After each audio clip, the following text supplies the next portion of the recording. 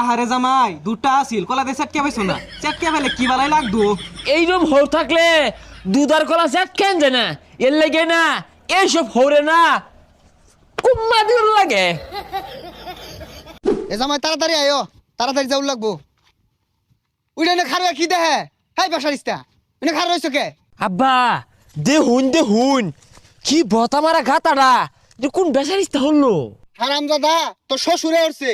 তাহলে আব্বা এই মাটি গুলা কি হলেন এটা তো বহুত মাটি আছেন। মাড়ি আমি খাইছি।